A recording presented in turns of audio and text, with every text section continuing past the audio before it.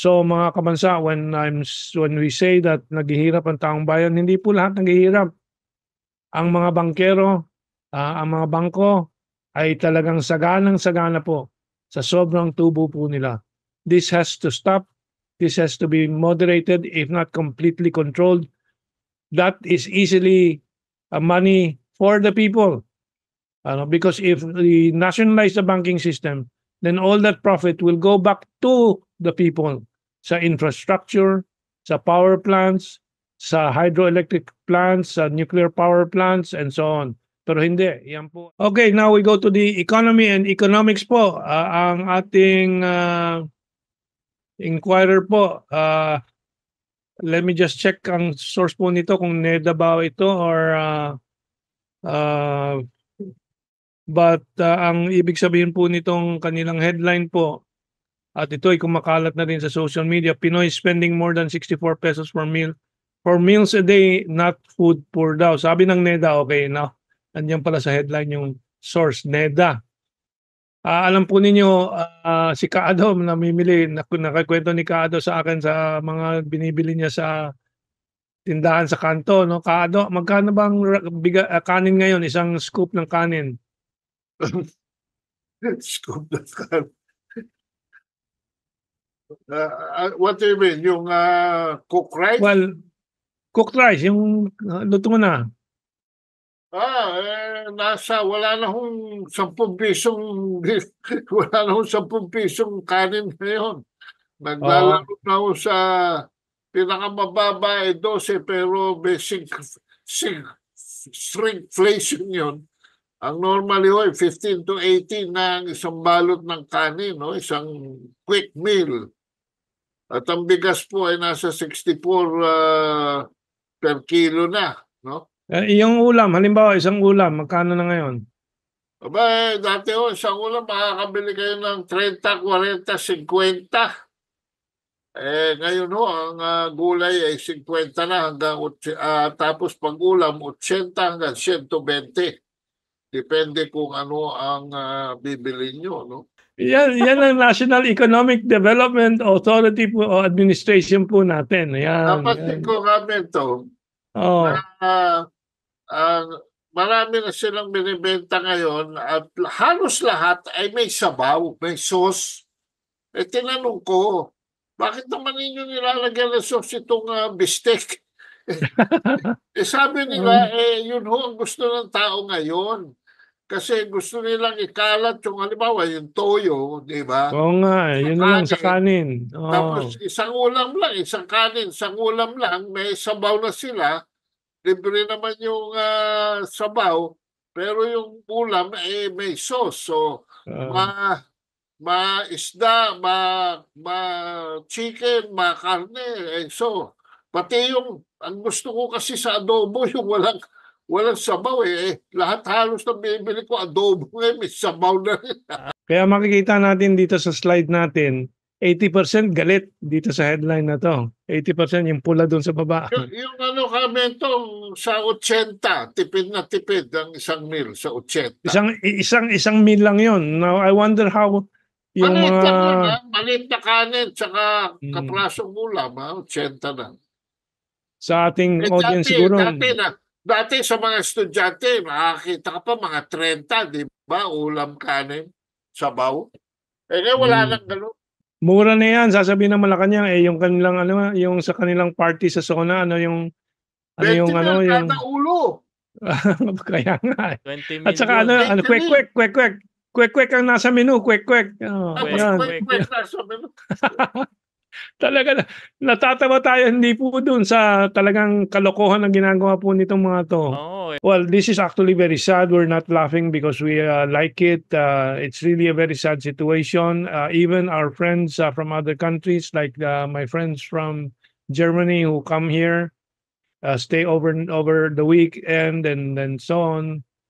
Before going to Davao, sabi nila, mas mahal pang kanilang gastos dito sa pagkain kaysa doon sa Germany or yung mga Chinese friends po natin, ganyan din po. Napakamahal talaga daw ang pagkain dito. Okay, in the meantime, ito naman po ang mga bangko natin. Habang tayo lahat na nagdudusa, ay natatawa na lang tayo sa kaiiyak tungkol sa presyo ng pagkain. Ang Philippine Bank's profit jumps to 190 billion pesos in the first half of 2024. I'm sorry, kanina ata nasabi ko 2023. Kasi nakaraan na po ang first half ng taong ito. 190 billion po. And so, saan po sila kumikita ng ganyang kalaki? Unang-una, ang mga binibili nila mula sa gobyerno, mga treasury bills, bonds, and so on, na may interest po yan. So, pati ang gobyerno nangungutang sa kanila. Saka marami Samantalang, ng utang, Kamentong. Marami ng utang sa bangko. yeah. Well, siyempre lahat ng mga negosyo mangungutang sa bangko para ma-irolyo ang pondo, ano. And then of course, yung mga investments nila sa stock market na may inside information sila, investments sa property, sa buildings, yung mga nariremata, blah blah blah. Napakadali pong negosyo po itong pera na iniimprenta lang naman po ito. Ano? So again, you will understand why I always crusade against the banks also. At yung financialized capitalism, ano? Yung pera na nanganganak ng pera na lang, hindi po yung pera ipupuhunan po sa industriya, sa agrikultura, sa services, ano, kundi paiikutin lang ang pera, pautang, pa-invest sa treasury bills, ano. And siyempre of course yung mga corrupt na nagtatago ng mga pera din nila sa mga bangko. So mga kabansa, when we say that naghihirap ang taong bayan, hindi po lahat naghihirap. Ang mga bankero, ang mga bangko ay talagang saganang-sagana po sa sobrang tubo po nila. This has to stop. This has to be moderated, if not completely controlled. That is easily money for the people. Because if we nationalize the banking system, then all that profit will go back to the people sa infrastructure, sa power plants, sa hydroelectric plants, sa nuclear power plants, and so on. Pero hindi. Ang ating debt service, yung binabayad lang natin taon-taon na interest, hindi pa po, wala pa pong principal po dyan. Debt service bills swelled to, in the first half of the year, 2024, to 1.28 trillion pesos. Yan po. Wala naman pong pakinabang dyan. Interest lang po yan. Pero pag tingnan natin ng gobyerno po, waldas ng pera, they just gave salary increase to government employees. Now, we're not unhappy about that. Except that that is a distortion. Kasi po, nabibigyan mo ang pagtaas ng sweldo ng mga government employees, isa't kalahating milyon ba? Ilan bang government employees ngayon? Ano? While the rest of the population gets poorer and poorer. Ano? And of course, itong salary increase sa government employees ay sa taxpayer naman mapupunta ang burden yan, yung pabigat na yan, no? Sa taxpayer at sa economy. Now, that's still okay. But what is better? The better thing to do to help everyone, not just government employees, but all the 120 million Filipinos, including all classes of Filipinos, including businessmen, including industrials and so on, is to reduce the price of electricity and water. Yan lahat po makikinabang. You may not even need salary increases anymore if you do that. That immediately adds 10, 20% or maybe even more for some, 30% to the income of each family. Yung mga ganyan. But of course, that is out of the question dito sa ating lipunan, sa ating ekonomiya. Dahil po ang tao po ay nandito para pigain po ng mga oligarchs, ng mga mayayamang bangko, ng mga corporate behemoths and so on. So, importante again yan to stress that. We are seeing many retired military already complaining about our society. But are they able to see through these other issues to look deeper into what really ails our society? Who the truly evil sectors are? At kailangan po gamitan ng kamay na bakal po itong mga to dahil po sila ay gumagamit po ng pera nila para pagsamantalahan ng buong bansa, pagsamantalahan ng buong sistema, kontrolin ng buong sistema, linlangin ang lahat ng tao at lahat ng mga sektor, linlangin po ang ating military na magsilbi lamang sa kanila at hindi po sa konstitusyon, hindi po sa mamamayan, hindi po sa bayan. That's very, very fundamental to understand for everybody. Debt to GDP ratio rises in second quarter. Tumataas po ang balanse po ng ating mga utang kumpara doon sa ating gross domestic product, yung production po natin. Of course, sasabihin po nila, may international threshold pa naman yan, 60.9%. 60.9% pa daw, hindi pa masama. Well, it all depends on what your economy is. Ano? Yung Estados Unidos, mas mataas ang debt to GDP ratio, pero superpower po yan. Kaya po they can get away with it, pero not forever. As you can see already, the US stock market is crashing. The US dollar suddenly now is getting weak. Ano? Kaya naman po yung mga BBM sinasabi, ang lakas ng peso na. That's not true. That is not correct. But the US dollar is weakening not because the Philippine peso is strengthening. But I have explained in so many sessions of ours dito sa ating diskusyon. The US dollar po is paying additional $1 trillion every 3 months sa utang po nilang 35 trillion. Makaraan po siguro by mga October, November, 36 trillion na po ang utang ng Estados Unidos and growing very fast. Kaya po ngayon, bakit humihina ang US dollar? Ang demand for pautang ng US, yung kanilang treasury bills, yung mga bonds po nila, ay humihina na rin. Ayun. So they have to raise the interest rates kung gusto nilang lumakas ulit ang US dollar para humigop ng more dollar investment na naman. So they are in a vicious cycle po, a downward cycle ang US dollar. Meralco power rates up again in August. Sabi po ng ulat ng lahat ng mga dyaryo, pero ito rin nakuha po natin sa Inquirer.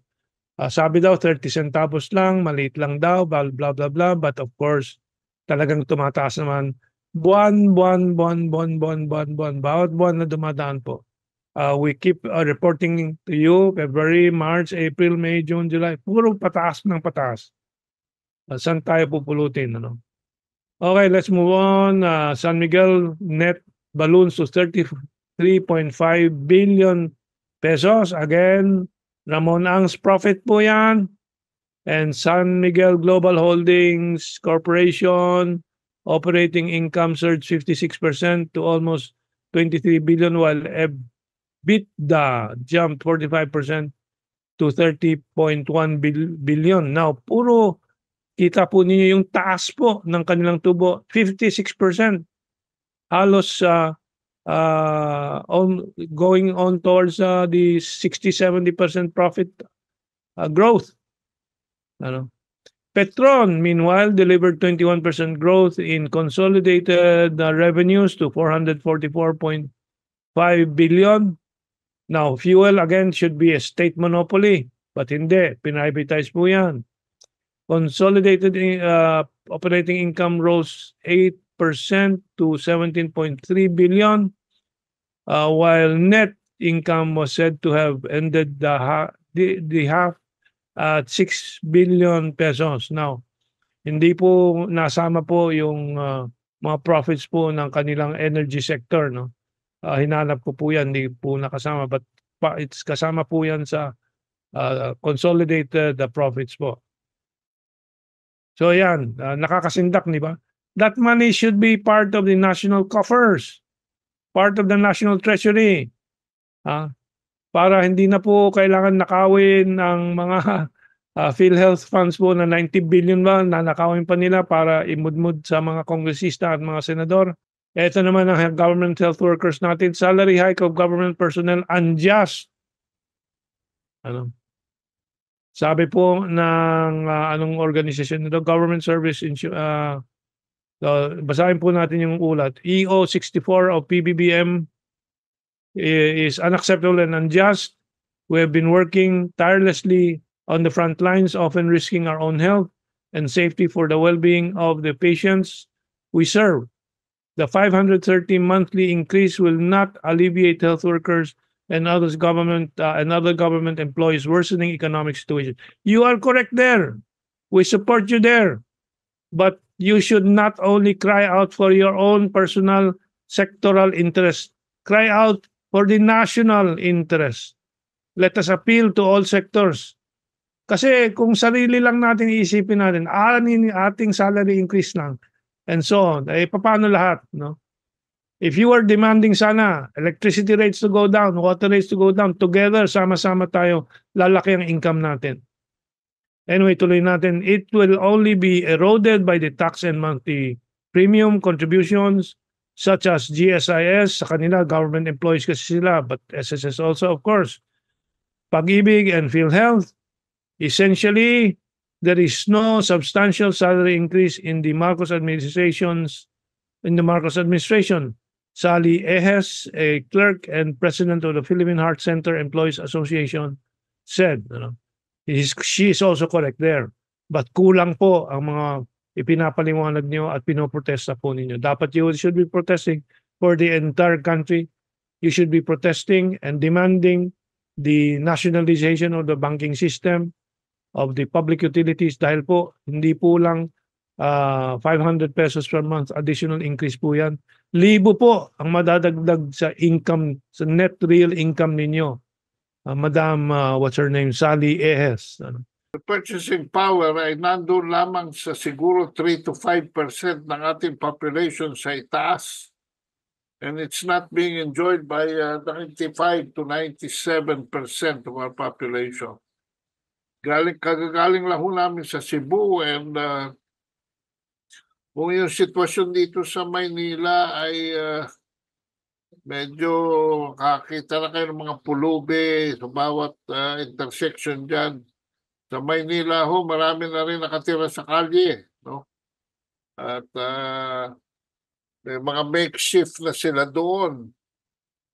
At, hindi na ho nakakatawa itong mga nangyayari na ang mga nagugutom sa ating bansa ay dumadami, mga naghihikahos. At hindi bale kung hindi naman magkakasakit, pero kung hindi makakakain ng maayos, ay saan mapupunta yan kundi sa pagkahulog ng katawan. At so we are really facing a very gloomy economic situation dahil yan ho talaga ang disenyo ng mga Amerikano. Huwag kayong don't even think na bibigyan tayo ng progreso ng mga Amerikano. Hindi ho yan ang pattern. Ang anumang bansang sinasakop nila, and effective February 2, 2003, bumalik ho rito ang mga Amerikano, sinakop tayo, at hinaharangan nila ang anumang grasya, anumang progreso na maaaring ibigay sa atin ng China. Kung saan naramdaman naman ninyo noong panahon ni Duterte ang 6 years. Wala akong pinangako sa atin si Duterte kundi comfortable life. And miski nagkaroon ng mga pagsubok, mga emergencies that required the declaration of martial law in Marawi, in Mindanao, dito ho sa buong Pilipinas, nakaramdam tayo ng pandemic, ay wala hong malawakang protesta tayong na-experience. No? At yan ho ang ginagawa nila, pinaluluhot talaga nila tayo. At ang kaisa-isang nakikita natin pag-asa ay si Sara Duterte, ay sinisiraan pa nila. At lahat ho ng mga bumabati ko sa kanila, mga style ng pasista, no? Pagyurak sa freedom of expression, pagyurak sa press freedom, pagyurak sa freedom of assembly, pati freedom of religion, pinakialaman na nila. So, sinasadya ho yan, mga kabansa, no? Hindi ho yan kumbaga tinatawag na force majeure o act of God. ito ho ay talagang ginigipit tayo at ibabaon pa tayo sa utang. Ang budget ng ating gobyerno ay pinamimigay lamang ng Speaker of the House of Representatives na si Tambaluslos na parang pera niya. Namimigay pa siya ng bigas na binili sa pera natin, nakalagay dyan. Romualdez, pero pati yung mga nakatanggap ay nagreklamo dahil may amoy daw at may mga itim-itim na mga so tatahipin pa nila yung bigas. So anyway mga kabansa, higpit sinturon tayo dahil hindi rin naman tayo nakakaramdam ng pagbaba ng kuryente. At alam nyo, pinagbabasihan kasi ng mga walang hiyang ito ay basta sila nagseset ng kanilang profit target at doon nakabase ang power rates. Hindi ho nakabase kung saan. Huwag kayong maniwala na yung Mona Lisa na nandiyan sa Energy Regulatory Commission ay naiintindihan kung paano pababayan ng metro. Pataas ng pataas. Ang akin home electric bill ay talagang 90% increase from last year, from early last year. At I am sure mas marami pa. Isa kong kaibigan, Kamintong, nagre-reklamo dahil dati 40, 30, 40 lang dahil medyo may kaya ito. 30-40 lang ang kanyang monthly bill. Ngayon daw, maabot na between 100 to 120,000. Kaya galit na rin. Dati, baka Marcos din ito eh. Pero ngayon samantalang San Miguel ay nagpapakita ng neto. 34 billion. Hindi naman sila nalulugi. Pero tayo, naghihirap. Yan ang sitwasyon mga kabansa. Kaya kung merong mga military men na active na nakikinig dito, hindi ko maintindihan kung ano pa ang hinihintay ninyo eh. Tayo ang solusyon dito eh. At yan ang ay naku, hindi ko na rin malaman kung paano pagkakasyahin yung monthly budget ko. Parang lobo na tinurok ng karayom. Hindi na rin ako nagkokotse ngayon. Kukommute na ako. Once a week na lamang. Papunta not more than 5 kilometers. 5 to 6 kilometers. Ang gamit ko dahil mahirap naman ho kasi umuwi doon sa pinanggagalingan ko sa isang studio kung saan ako nagte-taping ng show. Yung pag-uwi, problema. Pero kung yun ay malapit sa sakayan ng bus, siguro magkukommute ako, tatanggalin ko na rin yung material ng kotse para hindi naman ma-discharge. At talagang pang-emergency na lang ang sasakyan ngayon. Okay, sa economy pa rin po, NEDA tags 45 over official development assistance funded projects as problematic.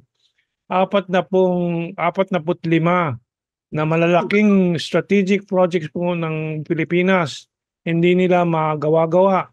Ewan ko kung anong mga kasama po dyan. Basta't yan po ay mga malalaking, higanting infrastructure projects na hindi po nila matuloy-tuloy, hindi matapos-tapos, na nabibitin. Sabi mga right of way problem daw, mga property acquisition, kung ano-anong mga dahilan. But hindi po nailagay po dito, one of the major problems is the loss of funding from China. Dahil po we know this because Amy Marcos has already also expressed her concern about this ODA.